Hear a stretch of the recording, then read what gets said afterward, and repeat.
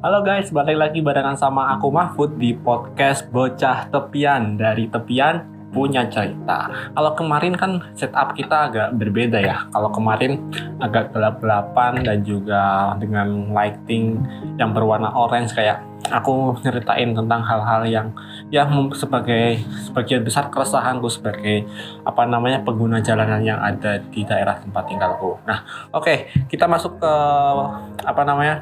pembahasan utama pada episode ketiga kali ini. Nah, di episode ketiga kali ini aku mau ngebahas tentang sedikit sejarah dan juga kebudayaan yang ada di Tempel dan juga Banjarnegara. Ya, kenapa Banjarnegara? Karena itu daerah tempat tinggalku sendiri yang pastinya perlu ada yang diulik supaya banyak orang yang tahu dong. Ya kali, masa desa yang sangat memiliki potensi yang sangat beragam tapi nggak ada yang menyorot atau mempublikasikan atau apalah istilah, terserah kalian mau nyebut apa itu, bebas. Nah, kita mulai dari asal usul nama Tempel. Tempel sendiri dalam bahasa Jawa itu artinya tertempel, yang kalau dari sejarahnya itu kayak menjadi tempat tinggal buat para pendatang, ibaratnya kayak tempat untuk transit, karena di Tempel sendiri letaknya itu berada di antara Jawa Tengah dan juga berbatasan dengan Yogyakarta. Nah, meskipun begitu, Tempel itu memiliki banyak sejarah dan juga potensi yang sangat beragam. Salah satunya adalah bangunan dari Kecamatan Tempel itu sendiri itu masuk ke dalam salah satu cagar budaya yang ditetapkan pada tahun 2017. Nah, bangunan itu memiliki tipe limasan dan kampung dengan bagian-bagian seperti pendopo, bangunan utama, sumur, garasi, dan juga dapur. Nah, selain itu juga Tempel juga memiliki salah satu peninggalan pasca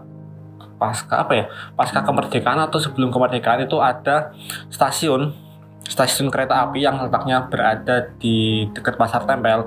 Nah, itu dulu sebagai salah satu tempat untuk modal transportasi utama, seperti untuk mengangkut bahan baku makanan dan juga transportasi manusia. Nah, tapi pada zaman dahulu itu transportasi kereta api ini kebanyakan digunakan untuk membawa tebu sebagai bahan baku utama pembuatan gula. Nah, di Sleman sendiri kalau aku nggak salah baca nih ya, ada sekitar 19 atau 18 pabrik gula yang dulu sangat aktif pas masih penjajahan Belanda.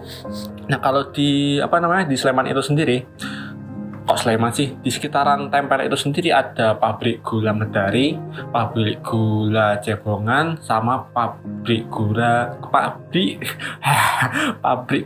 Beran, yang itu letaknya sangat dekat dengan dengan Tempel.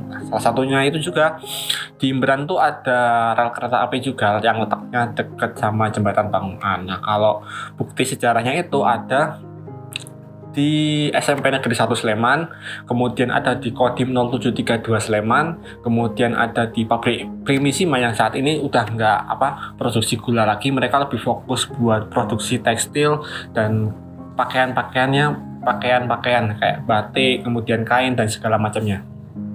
Nah, bangunan-bangunan itu sebagai saksi sejarah bahwa di Sleman itu sendiri pernah ada pabrik gula yang pernah jaya pada masanya lah. Kemudian kita masuk ke potensi yang ada di Banjarnegara. Banjarnegara itu, buat yang belum tahu, itu adalah daerah tempat tinggalku. Nah, di Banjarnegara itu sendiri merupakan salah satu desa budaya yang memiliki pariwisata alam, panorama gunung, dan juga sungai-sungai yang masih terjaga kebersihannya. Nah, salah satu peninggalan atau saksi sejarah itu ada di Dusun Karang yang letaknya sebelah utara dari desa Banjarnegara. Nah, di Karang itu sendiri ada salah satu peninggalan sejarah berupa mata air yang kalau masyarakat dulu mungkin menganggap kayak hal itu kayak mistis gitu ya, karena pas masa pembangunannya atau ada masyarakat yang menemukan terus kayak dikubur. Nah, itu tuh kayak mengeluarkan air, jadi ya mungkin hal itu yang menganggap bahwa situs itu menjadi situs yang mistis. Tapi saat ini situs itu kebanyakan digunakan masyarakat untuk mencuci ataupun mengaliri persawahan dan juga mengaliri kolam ikan yang dimiliki oleh masyarakat sana. Nah, selain itu juga di Banjarjo itu ada peninggalan Belanda, salah satunya adalah Bok Renteng atau lebih dikenal dengan Kanal Van der Zijk yang merupakan saluran irigasi yang dibangun pada masa pemerintahan kolonial pada tahun 1909. Nah, Bok Renteng ini memiliki nama atau sebutan itu Kanal Van der Zijk karena pas masa kolonial Belanda pada tahun 1909, Bok Renteng ini digunakan untuk mengaliri lahan pertanian yang ada di wilayah Tempel, kemudian ada di Moyudan, Seyegan, Godean, Minggir, dan juga Sedayu. Nah, pada zaman dahulu itu juga kanal ini lebih aktif untuk mengaliri lahan tebu, bukan sebagai kayak mengaliri lahan pertanian kayak padi, kemudian jagung, kacang, dan segala macamnya. Nah, itu balik lagi. Di Jogja itu kan dulu ada banyak sekali pabrik gula. Salah satu faktor yang membuat makanan Jogja kebanyakan manis yaitu karena dulu aku pernah dengar cerita ya kalau upah dari para pekerja pabrik itu diberi upah gula. Jadi masyarakat kayak harus pikir otak bagaimana mengelola gula ini supaya menjadi makanan yang layak konsumsi. Maka tak heran juga kalau makanan yang ada di Jogja ini kebanyakan manis-manis. Nah, kemudian panjang Bok Renteng ini kurang lebih sekitar 17 km yang itu mengalir dari daerah Bligo sampai ke Sedayu itu dan juga memiliki kedalaman 2-3 meter. Nah, lanjut Bok Renteng ini juga menjadi salah satu ikon dari daerah istimewa Yogyakarta. Nah, yang unik dari Bok Renteng ini adalah karena menyerupai jembatan, namun bagian atasnya itu dialiri dengan air. Jadi bentuknya kan kayak gini ya. Misalnya ini botnya. Nah, tadi airnya itu ngalir di atas gitu. Jadi di bawahnya sering digunakan masyarakat untuk lalu lalang dan beraktivitas sehari-harinya. Nah, Bok Renteng ini juga menjadi salah satu tenaga listrik mikrohidro atau PLTM di daerah Krasak Tempel sejak tahun 1994. Nah, balik lagi kita masuk ke potensi budaya yang ada di Barat Sleman. Kalau tadi kan kita sudah bahas sedikit sejarah yang ikonik yang ada di daerah Banjarjo, kita saat ini balik ke potensi di Kecamatan Tempel. Nah, Kecamatan Tempel itu sendiri terdiri dari 8 desa, yaitu ada Desa Banjarjo, Desa Tambakrejo, Desa Sumberrejo, Desa Pondokrejo, Desa Mororejo, Margorejo, Lumbungrejo, dan juga Mardikorejo. Namun yang aku highlight tadi kan Desa Banjarjo ini juga termasuk desa yang mempunyai potensi fisik dan non fisik. Jadi Desa Banjarjo ini sebenarnya sangat beragam, cuman potensi yang ada belum banyak terekspos oleh masyarakat luas. Nah, yang kedua adalah Kecamatan Tempel ini mempunyai potensi kesenian yang sangat banyak dan juga sangat beragam. Nah, beberapanya ada seperti ketoprak yang ada di Desa Pondokrejo dan juga Desa Banjarjo. Itu organisasi tertuanya adalah PS Subur yang berada di Desa Pelambongan yang sudah berdiri sejak 1962. Sudah sangat tua juga, mungkin sekitar 63 atau 64 tahun. Koreksi ya kalau aku salah. Nanti kalian bisa koreksi di kolom komentar. Oke. Selanjutnya ada Kuda Lumping yang berada di Desa Banjarjo.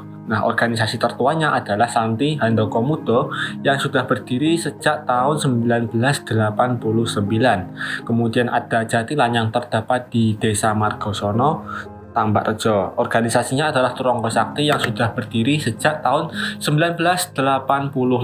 Kemudian ada Karawitan yang ada di Desa Ngaten Sumberjo dan juga di Desa Mandan Banjarjo.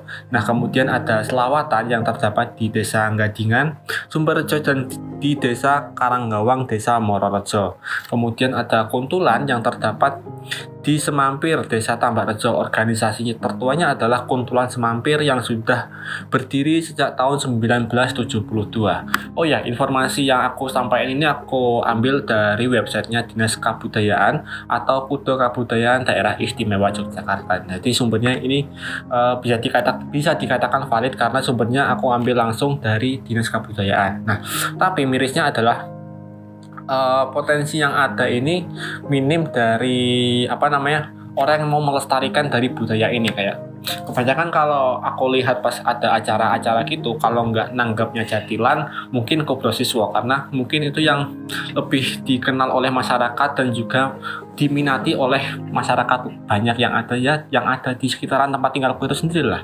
Jadi kayak minim orang yang mau melestarikan budaya itu. Nah, kebanyakan kebudayaan yang aku sebutin tadi itu biasanya ditampilkan kalau pas ada event desa ataupun event dari kecamatan yang itu ya setahun sekali atau tiap ada acara-acara tertentu saja, sebagai kayak ajakan untuk melestarikan kebudayaan itu, walaupun minim orang yang mau melestarikannya. Nah, semoga aja. Nah, harapanku melalui event-event tadi tidak hanya sekedar ditampilkan pas ada acara-acara tertentu saja, tapi bisa ditampilkan pas ya minimal sebulan sekali ataupun 2 bulan sekali, agar generasi sekarang itu ada minat untuk melestarikan dan juga menyaksikan. Minimal mereka mau menyaksikan kebudayaan itu tadi. Kalau misalnya generasi itu sudah suka, maka mungkin akan timbul minat untuk mencoba dan juga melestarikan kebudayaan itu tadi. Oke. Nah, mungkin itu aja podcast kita pada episode ketiga kali ini. Kalau misal kalian ada masukan ataupun ada pengen topik yang dibahas, kalian bisa tulis di kolom komentar yang ada di bawah. Oke. Sampai jumpa to the next podcast. See you guys. Udah kelar ini.